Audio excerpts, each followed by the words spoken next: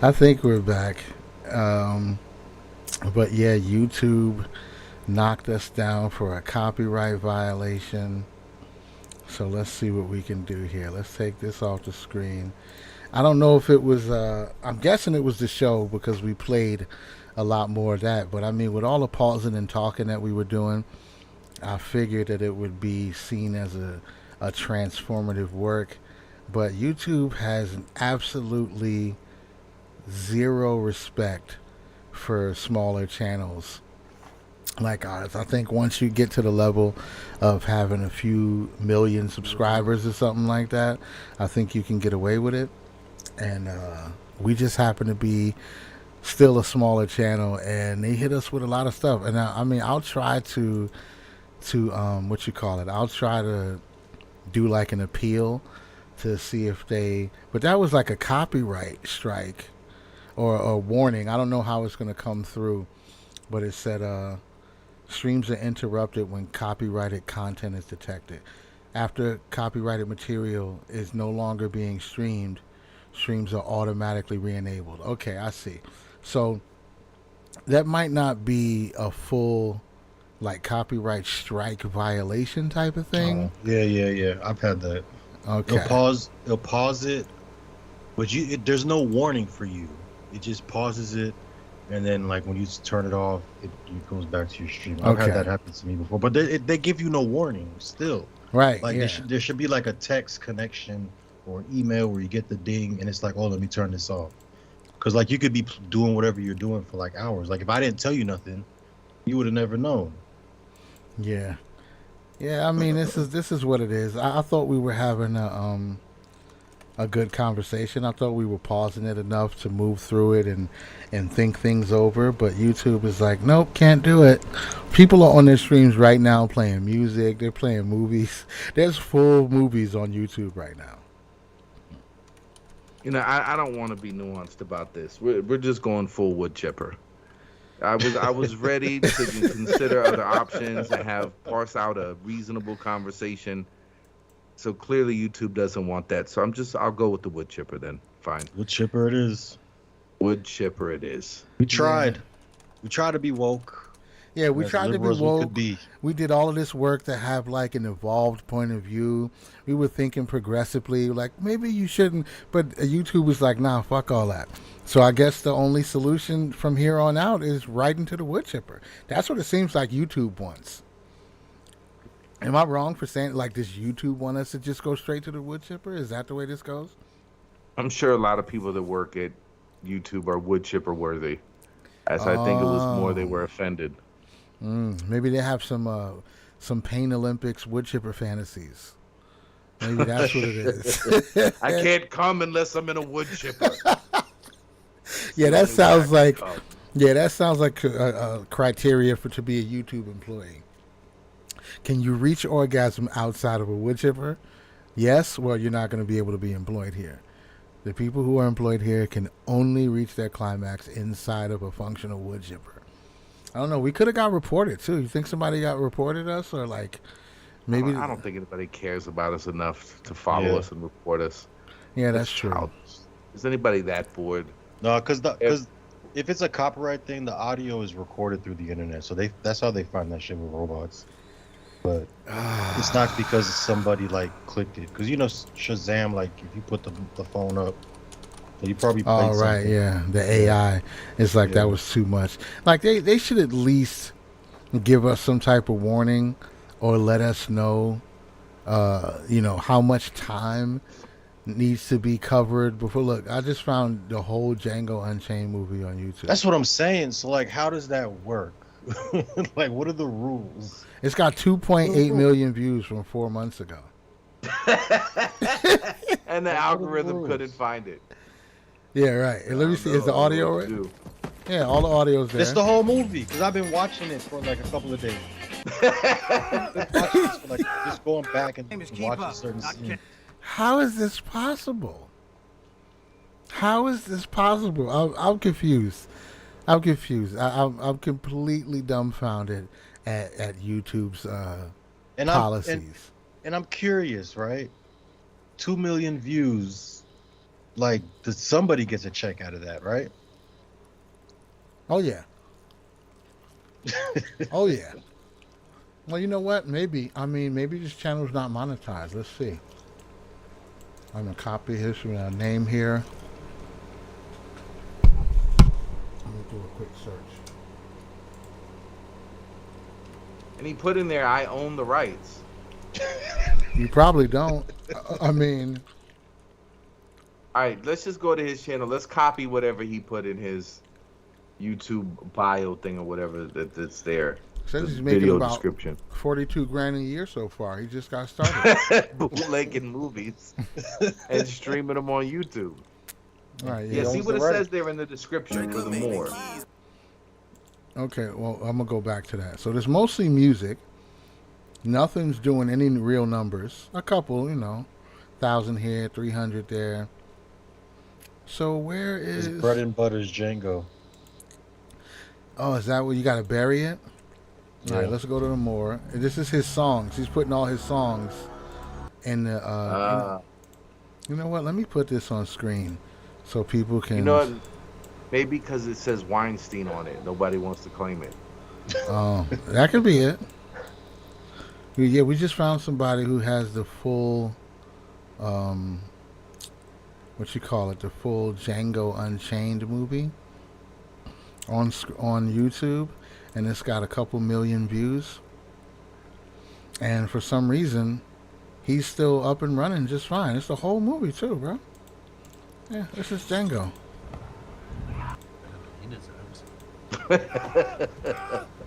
Make it make sense. Oh yeah, the whole movie's definitely whole movie's here. 2 million views. Let's all give it a moment of thanks for Will Smith for turning down this role of Django. Look, a lot of comments, 2,000 comments. I don't get it. YouTube, help me understand. Help me understand why Django Unchained can get 2.8 million views and we can't get 30 views while discussing when somebody should be put into a wood chipper. Or if they should be put into a wood chipper. The wood chipper was not a guaranteed outcome. We were just trying to figure it out. We were just trying to have a conversation about what was going on. And YouTube's like, nah, son. I guess, man. I can't complain. No one knows with YouTube. No one knows. Yeah, we're just too small for these things. So I guess we'll get into some permaculture talk then. I mean, YouTube clearly doesn't want us dealing with any poignant conversations that involve virtuous pidos and wood chippers. Maybe I did just post the link on Twitter too. Maybe somebody came over from Twitter real quick and was like, "Nah, son." He said, "Was it the grape comment?" Now I don't know. I don't know what it was. Fantastic world. I think it has something to do with the streaming of that show. In general, just the streaming of that episode, because the copyright strike that I got said that due to a copyright match, your stream was interrupted. So they're interrupted when copyright content is detected. After copyrighted material is no longer being streamed, the streams are automatically re-enabled. So I didn't know it was going to be automatically re-enabled, or I would have never ended the first one. But I think our channel needs more videos anyway, so screw it. Now we got 2 videos up today instead of 1. Maybe that'll give us a bump up in the algorithm. So it wasn't a real strike that we got. It just says a copyright match. So maybe that show is actually on YouTube. So I didn't get a chance to see. Yeah, on these forums then. Let me show. I didn't get a chance to see what the name of this show is, or anything like that. I guess I could YouTube the title, right? I could YouTube Virtuous Pedo. See if that comes up with anything. PAED.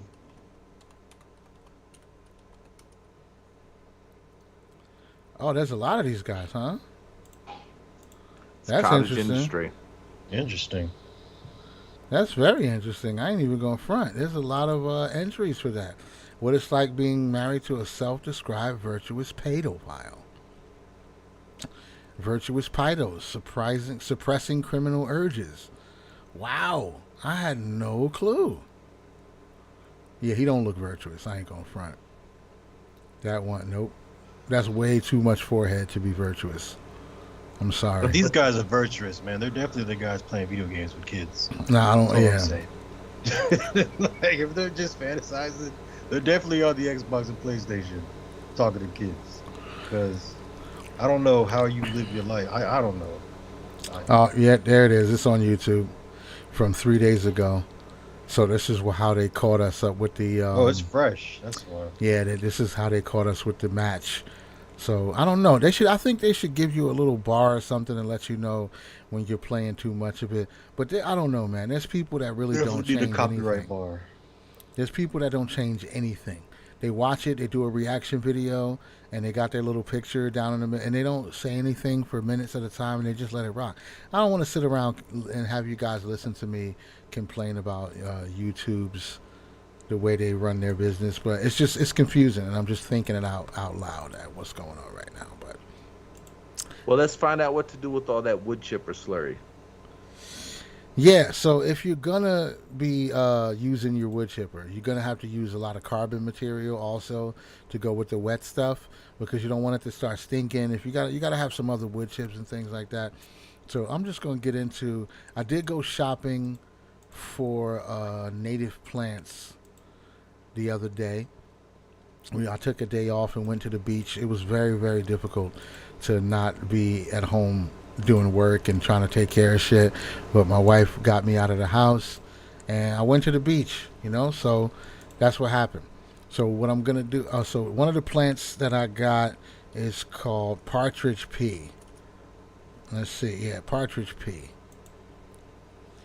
And the partridge pea is pretty dope. And this is some Central Florida permaculture shit. So this may not be for everybody. I think if you live in arid climates, if something that's pretty dry, gets a lot of light, a lot of sun, you could probably use one of the cultivars of this. But partridge pea is a nitrogen fixer, and it has a dope yellow flower on it. Some of the cultivars actually move when you touch them, like the Mimosa. So I got these and I put it up in the front yard. It makes a nice big bush with yellow flowers and attracts a lot of pollinators and shit like that. So that was super exciting to see. I'm very happy about that. I also got wild white indigo.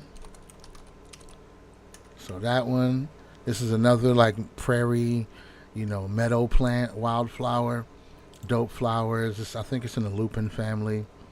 Got some of that, so I planted that out there.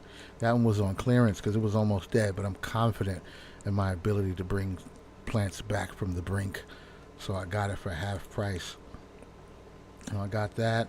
I got some Florida basil. What else did we get? Oh, we got some sunshine mimosa. Sunshine Got a question in mimosa. the chat said, "How would someone test their soil to know what it needs?"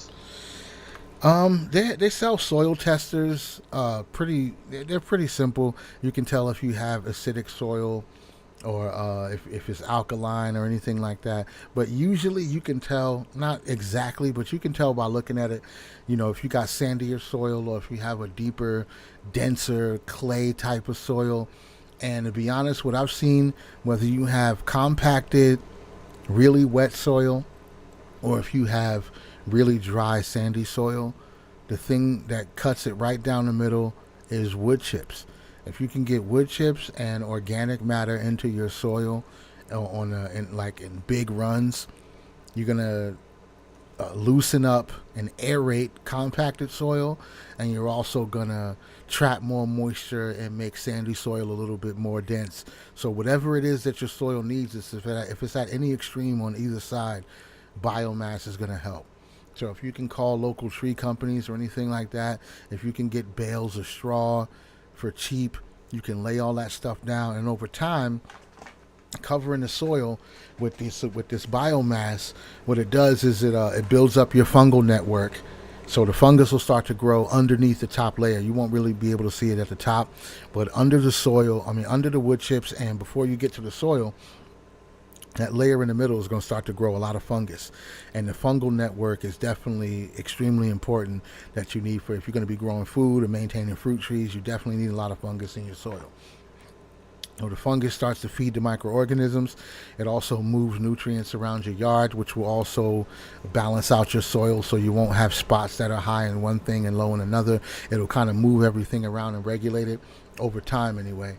And then it's going to bring in natural microorganisms. It brings in worms. The worms will start to till the layers in between the soil because it's going to dig up into the composting wood chips and then down into your soil and up and down. And that little tilling action that they're doing is going to mix a layer of soil.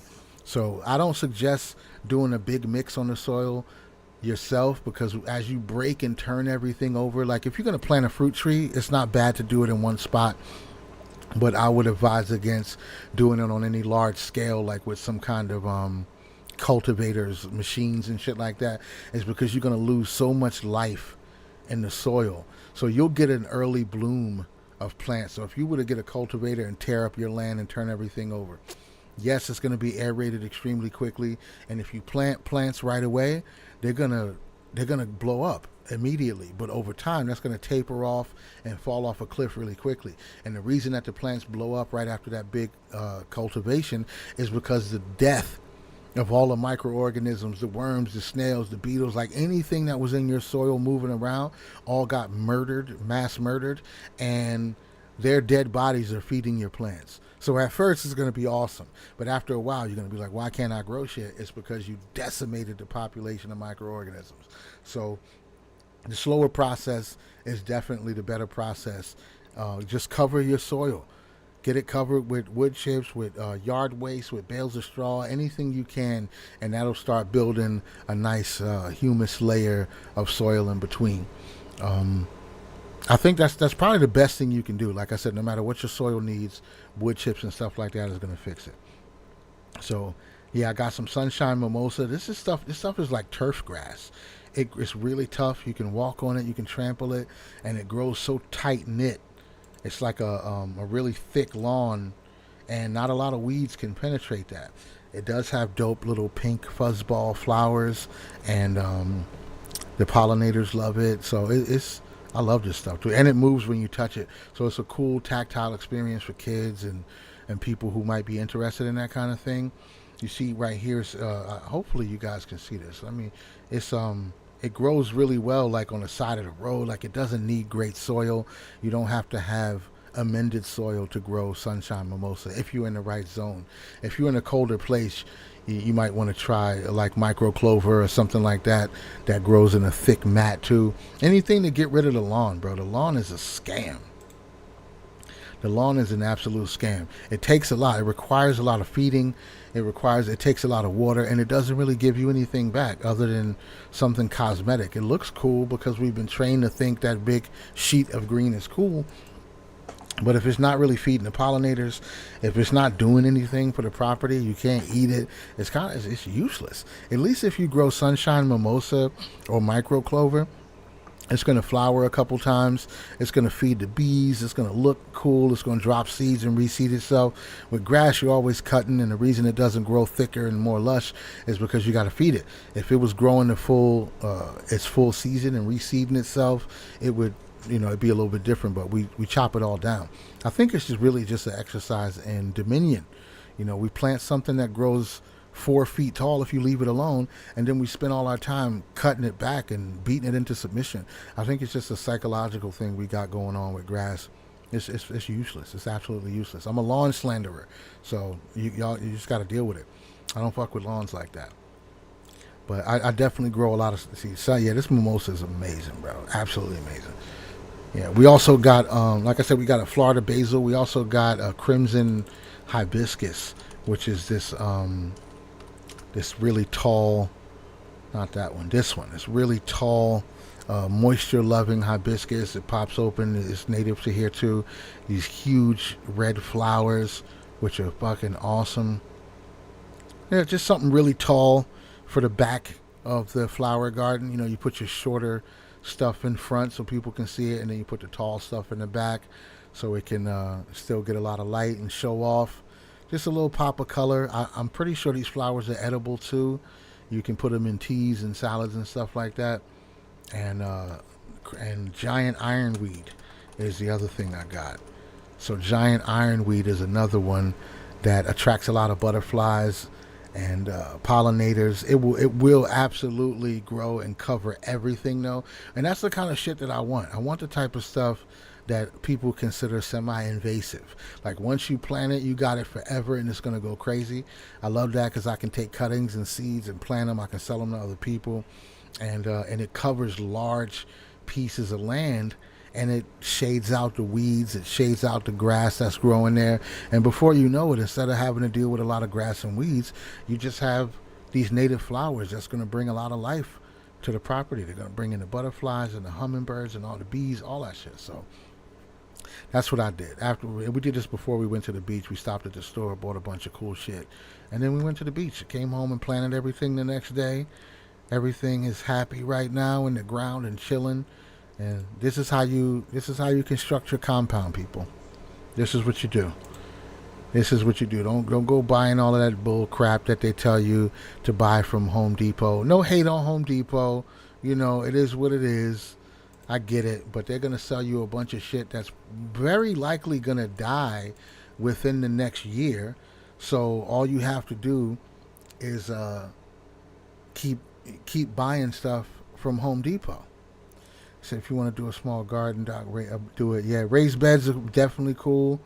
Um, yeah, raised beds are awesome. I think from what I've learned, especially in a place like Florida where you have these hot and dry mixes, I think it might be a little more beneficial for you to raise your walkways rather than raising your beds. Because when you raise your beds, if you have things that need to be kept away from the soil during the rainy season because you don't want them to get root rot and that type of thing, that's cool. You can plant them in mounds so they got a little bit more drainage.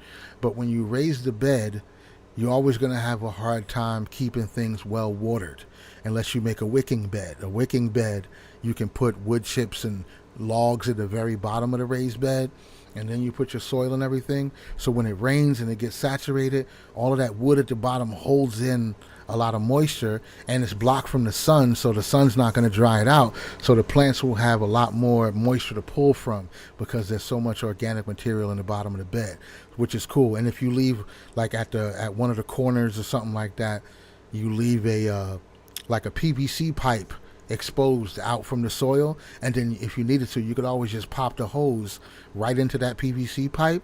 So instead of you watering your whole bed, you just put the hose in that PVC. It'll flood the bottom of the bed, which re-wets all the wood chips and the logs and gets them soaked, and then the bed will wick up whatever it needs from the bottom. So that's cool too. But long-term solutions, I think raising the walkways is a little bit smarter and more useful than raising the beds, because when you raise the walkways, you add more organic material. You putting in a bunch of mulch real thick, and then you're walking that down. It's composting. When it rains, the walkways feed the beds on the sides, so your beds would be lower, your walkways are higher, and when it rains, the rain is going to seek the level, and it's going to flood your beds and give your plants a lot more moisture over time. Then I think you'll have to deal a lot more with watering and everything when you raise your beds than when you raise the walkways. But that's just something I picked up from doing this for a few years. It's just permaculture. The nature will teach you what it wants to do. We learned this just by having mulch piles in the front yard, and when we started doing the walkways, we wanted to keep the beds and everything level because it just looks cool. But then we would be doing re-mulching the walkways, and sometime I would mulch 5-6 loads down the walkway before I raked it out to get it level. And when it starts raining, you go outside and you see the water pouring from the walkways into the beds. I'm like, oh shit, that's smart. So now I work more to raise the walkways and the beds. And then you always have that constantly composting wood chips and stuff is washing that nutrients off into the beds. Yeah, it's awesome. This permaculture shit I could go on about for hours because there's so much I've learned over time, and I always get a lot of chances to talk to people about it because I sell plants, and people come by, and every time people come by, they stay here for 20 or 30 minutes talking about the yard. My yard's a jungle, B. Like, my front yard. It's a for real deal jungle. And people are always like, yo, what's going on over here? Yo, this shit is crazy. But they love it. I walk them around, I tell them a bunch of stuff, and they just get it. And it's attractive. So Shovelhead said, "I live in the desert. I don't think potatoes would grow out here. Potatoes are difficult. Yeah, definitely in a desert. So, but I think you can. Deserts have been regreened all over the world. So if you, I don't know how much tree work and stuff like that gets done out there where you are, but if there's a way for you to get tree companies or people to dump large loads of wood chips on your property, and if you dig swales, because I'm sure you got to get a little bit of rain, and if you can capture the rain that you do get and you cover your soil so the sun doesn't just cook all the moisture out, you could change, you could create a little microclimate. You could change your property probably in 3 to 5 years. You would have a completely different situation. If you're always dumping wood chips, if you get you some animals that you can use, like if you get a couple rabbits or something like that, rabbits make an extreme amount of poop, more than you can use after a while. If you mix that in with your wood chips, you dig some swales. Yeah, look, matter of fact, let me just throw that on the screen real quick so you can see what I'm talking. You might already know, but I'm just going to throw this up here for good measure for the video. If you dig swales on your property, which is just like digging a little trench, so this is like a swale right here. You have your ground that's level, you dig a trench, and then you the level again on the other side. So what that would do is, instead of the water rolling off your property, it would pool up in this one spot right here, and then it would slowly sink down into the ground. Now, if you're able to do that through a few rainy seasons, it's like what they have on the side of the road here too. If you're able to do that for a few rainy seasons, that's a large reservoir of water that could be trapped underground in that one spot. And then the mounds on either side of the swale is where you would put your trees. And then your trees and your ground covers that are going to stop the sun from scorching the earth, the trees are going to be able to drop roots down into those into that water capture area that you created. So even in a desert situation, after a few years of capturing that rain in those swales, you would definitely be able to grow some fruit trees, some vegetables, some heat-loving vegetables. The most important thing is figuring out what's right for your particular climate, your particular zone. If you search something like hardiness zone, you can find what zone you live in. So me in Central Florida, I'm in zone 9B. That's where we live at, zone 9B. But this map will tell you, once you know what your zone is, you can figure out what plants and what cultivars are going to survive the best in your area. And I used to watch a guy a long time ago who was doing permaculture in some place like Arizona. And he did the same thing. He was using a lot of wood chips, and he completely changed his property the way it looked. You wouldn't think it was in Arizona. You would think he was in a cooler climate. But yeah, if you got the biomass, if you can get the material to cover the soil, which is the most important thing, so it's not just baking off all the moisture. There's a swale project right here. These guys are building swales. I don't want to play no sound because YouTube's a son of a bitch. But they're building swales. They got their trucks digging it out. And look at this ground. You wouldn't think anybody could grow anything in that. They're losing a lot of topsoil, but look at the swale they built here. That's going to capture a lot of water, and then right on these berms, you can plant your trees. And as long as you have ground covers growing to cover all this up, it won't cook out the moisture. And like I said, 3 to 5 years, you can completely change what's going on in your landscape, and you be able to grow more than you think. You might surprise yourself if you find a way to import some biomass. Biomass is where it's at. That's why I started. I neglected the hell out of my property for a long time. I was busy. I wasn't really doing it all on purpose at the time. I was just busy. I had other shit to do. But because I had other shit to do, everything grew like crazy. And then when I went out there to cut it all down and reclaim the land, sort of, I had a lot of biomass and grass and weeds all chopped up, and that stuff is going to compost out and feed the soil, and that's going to be that's stuff that I don't have to buy. I don't have to buy fertilizer because of all that nitrogen that's going back into the soil, and not to mention all the other trace elements, nutrients from whatever weeds that's going back into the soil. So yeah, man, I think you should look into it, especially if you're really interested in growing some food. Definitely look into figuring out how you can, do something cost effective to cover your ground and make sure you're not letting the sun take all the moisture from you. And once the ground is getting covered, everything else will sort of start taking care of itself. Especially if you got some animals, chickens or something that you can use their manure, you'll be in business, man. It's definitely doable. Definitely doable. So yeah, man, YouTube kicked us in the balls today, just a little bit, not too much, but I think we covered pretty much everything we wanted to cover today. Unless you guys got something else that we missed, Nigga versus Jew. you trying to get us another strike. I think he has a case. Yeah, Charleston White trying to sue. No, Fleece Johnson trying to sue Vlad. Oh, Fleece. Okay, yeah, Fleece is gonna lose. He has a case. Fleece is gonna. He lose. has no record of any rape, any grapes at all. No records of it. Of any grapes. No records. None. Zero. Before and after and during. But he said. Yeah, we could do this the easy way, or we could do it the hard way. What's the hard way? Yeah, man butt is more important than water. He is on the record. But I he hate said to defend Vlad. Yeah. He said he was doing that to scare the kids because he's explained that. He said MSNBC used his name or whatever, whatever. He explained he explains the whole thing. It was basically a ruse, is what he said. Yeah, but it worked. Don't get me wrong. Well, the ruse worked. The ruse worked. You can't blame me if the ruse worked. But he basically was saying he wanted to say something that the kids never heard before that they always hear all the time. Booty. A man's butt was more important than water, man. Yeah, that boy crazy. He was doing an interview with somebody, and he told the interviewer that he had nice eyes, and if he was in prison, I get after you. I see that one. You know what I'm saying? I don't believe you, bro.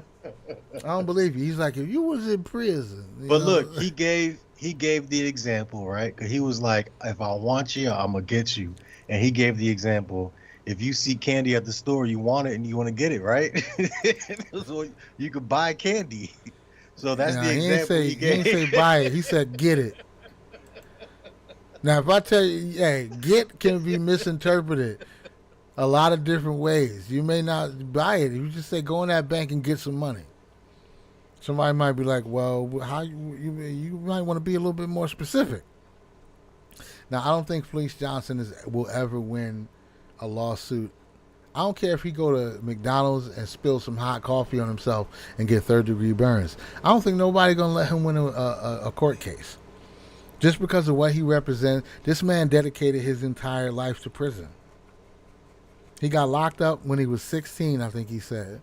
Yeah, and he added like 40 years. He added 40 years to his sentence from infractions from inside the jail.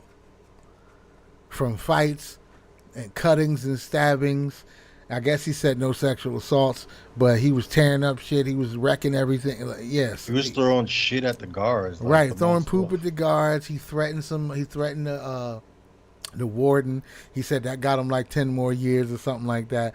I don't think any court in this country will allow that man to win a lawsuit about anything. I don't give a shit what it is. I don't care if it's a slip and fall, hot car. It don't matter. You win nothing, sir. You gave your whole life to the prison system. Your whole life. And then you got out of jail and start making money talking about how you gave your whole life to the prison system. I don't think anybody would let him win a lawsuit. I would be biased. If I knew Fleece Johnson's story and I was on jury duty, I'd be like, I need to recuse myself immediately. Because I can't get him to do nothing. I can't.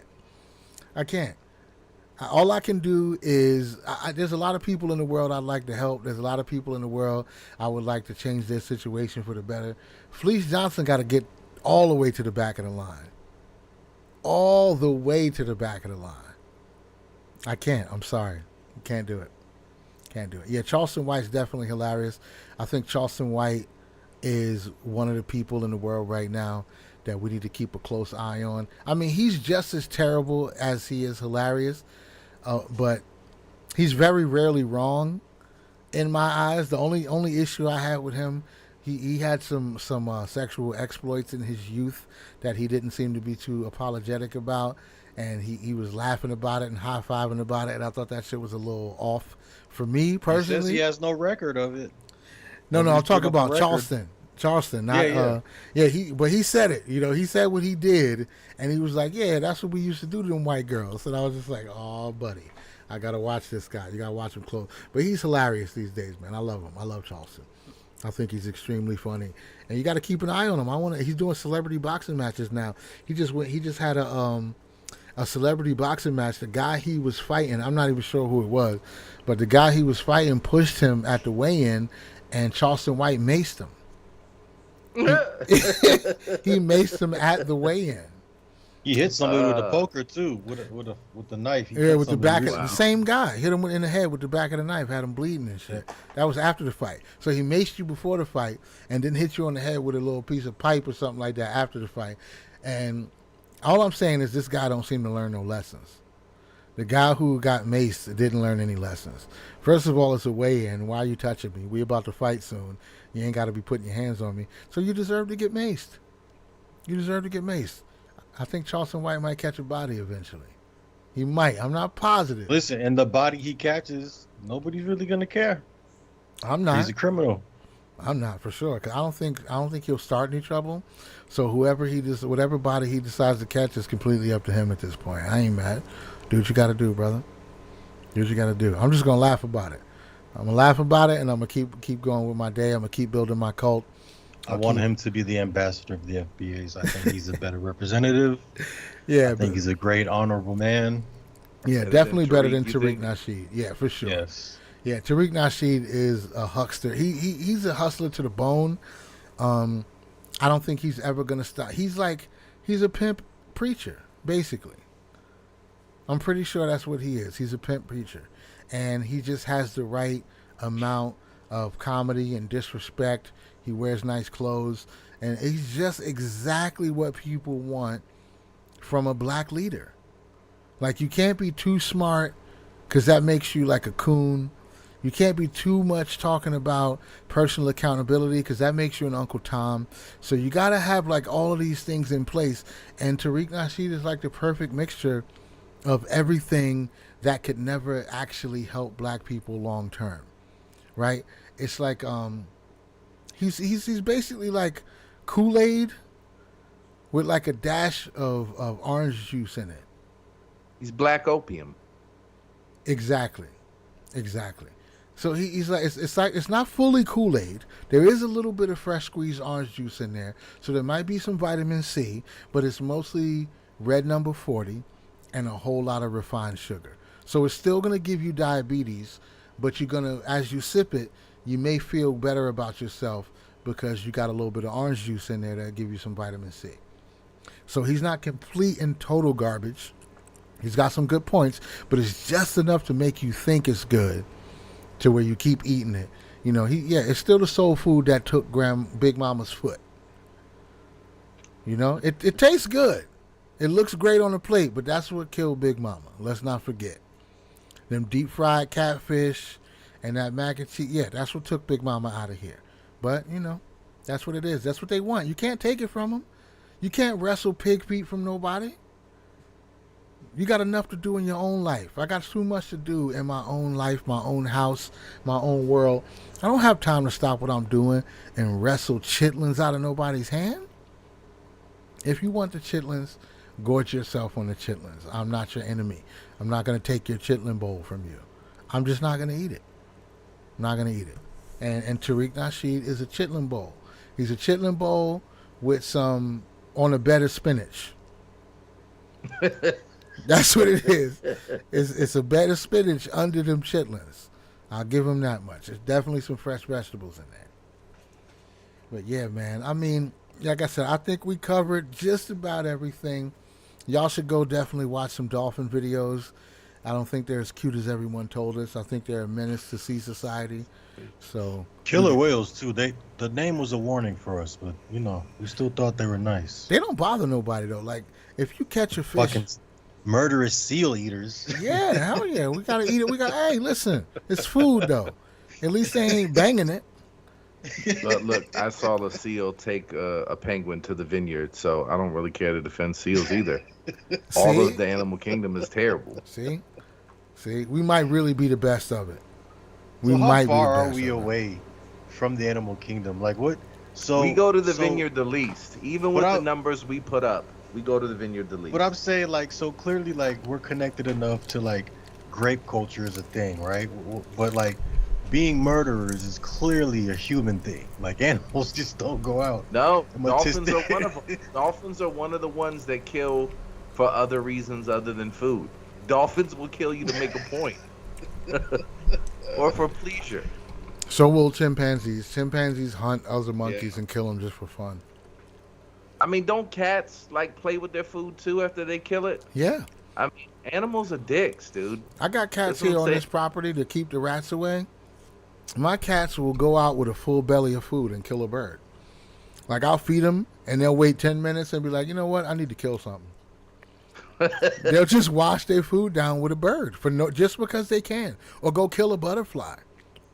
Just because it happened to be fluttering past their face, they'll just jump up and shoot the wings off it, and then they'll drop the wings in front of my front door. Like, you mad, son? That's how they roll, bro. Thought that shit was cute, huh? Yeah, yeah. That's how they roll. So at least we have laws to punish our wrongdoing. A cat can kill something not even hungry. It'll just kill something and just go on about its business. A raccoon will break into a chicken coop and kill 15 chickens. With Just no consequences. No consequences. He's not hungry. He's not eating them all. He'll just kill every last one of them just because he's in That's why I here. promote coon meat. That's why I can't fuck with PETA. You never hear PETA out there trying to bring these animals to account. Right. Ever. It's always about protecting them. For what? Right. So they can take people to the vineyard and murder for kicks? Right. That's why we got to save the animals? No. Stop it. Not saving them. They're just as terrible as we are. And they don't have no PETA. They don't have nothing, and they're like, stop biting humans. They have nothing like that. They're not organizing on our behalf in the least. No. No, man, you can't interfere. I tried interfering. It doesn't work out. It doesn't work out. Like, you can't play God with the animals. I had I had a chicken one time that we loved so much that we named it. She was cute when she was little. I named her Marla, like Marla from Fight Club. And all the other chickens picked on her till her death. It's like they knew she had a name. They knew she was special. We would go pick Marla up and we would hand feed her and take her out of the coop and hang out with her, then put her back. And they'd be like, look at this bitch. This bitch thinks she's something special. And they would bully her and kick her ass. I'd see her sometime. She'd just be standing in the corner of the chicken run facing outward, like with her back to all the other chickens, because all it would take was eye contact for them to come and whoop her ass. So she would just stand there like she was depressed. She had depression or something like that. And I know, like, don't name your animals, because the other animals know. They know when you name one and not the rest of them. And they're like, oh, you think you're cute, huh? And they'll kick their ass. You kick their ass. That's the blood ritual we do with the animals. We give them names, and there's a different world now for them. Yeah, yeah. And sometime I've intervened with chickens, and the chicken I intervened and protected became a bully. And it's like, I stopped you from getting killed just so you could go kill somebody else? You can't. They're beyond reach. They you are. can't teach them morals. They are. Fuck animals. Fuck Yeah. them all. Yeah, take their eggs and eat them. Eat them. Kill them. As many as you can, as quickly as you can. They don't give And a eat shit, them or man. don't eat them. I don't care. What would you But do they with got a it. For me, What would you do with a human being that would tear a baby's face off and eat it? Dude, you had me at they've never started an organization on our behalf. Stop human cruelty. No. We got a group of fucking people that spend money, fundraise millions of dollars, throw paint on people's furs, just do stupid shit, Good furs, advocating too. on behalf of animals. The most fucked up. Just look at humans. Humans are terrible. And when you really want to think that we're the biggest pieces of shit on the planet, just take a gander at animals. They do everything we do times 1,000. Just way worse, way more brutal. Way, I saw the dolphin fuck a fish in the mouth until the fish fell apart. Do humans do that? That's like a Red and Stimpy cartoon, I swear. Fuck the fish in the mouth. Pieces of the fish were just falling them off in the tank, just drifting off into the water, and he's just mouth banging the fish. Shamelessly. He wanted the people to see. He knew he was being watched. Hey, watch this. Watch what I do in front of these humans. I'm gonna fuck a fish to death in the mouth. Would you believe that there was a woman that was helping them out back in the day? I think it was SeaWorld. I know there's a dude that fucked a dolphin.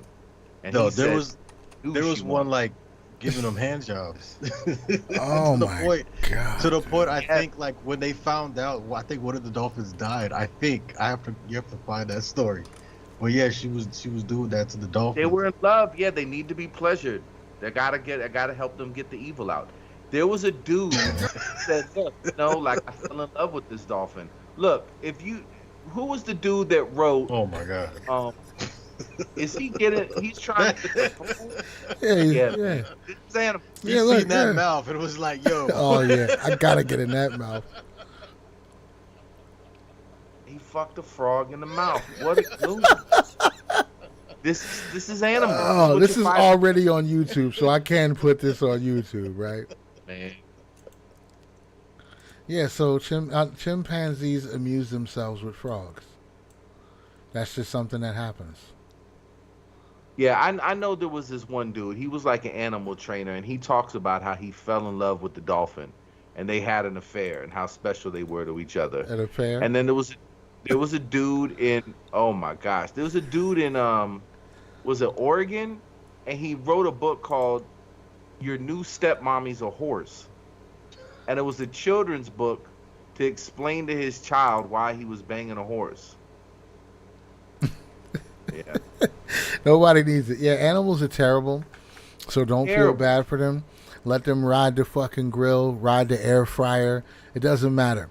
We're not going to abandon eating animals to eat bugs because animals deserve to be eaten. That's just life. They're terrible. And if you save them, they're just going to fuck frogs in the mouth. Right. Who's going to stand up for the frogs? Nobody? Yeah, man. I want to see PETA. That needs to be PETA's new angle. Is animal accountability. They need to start gathering donations. Like, look, you think the city's out of control. The animals in the animal kingdom are fucking out of control. We got to rein them in. We need to bring justice. We're setting up tribunals. We're setting up animal court, and we're going to bring these sons of bitches to justice. Big time. Or just leave them alone and shut down your organization because they don't need to be protected. Yeah, one or the other. We either need PETA to disband or to make animal accountability a part of their platform and program. Yeah, seriously. I say disband because animal accountability is taking it too far. We can't impose our law system on. Reason with him. Reason with him as he face fucks a frog. Reason with him. Talk him down. No, I'm not having a conversation with nobody who's trying to force a frog's mouth open. Put him in the wood chipper. There's nothing to talk about. It's not. You know what? No, I'm not. You know why I'm not going to put him in a wood chipper is because he's naked. He's not wearing any clothes. He don't have no shoes. Okay.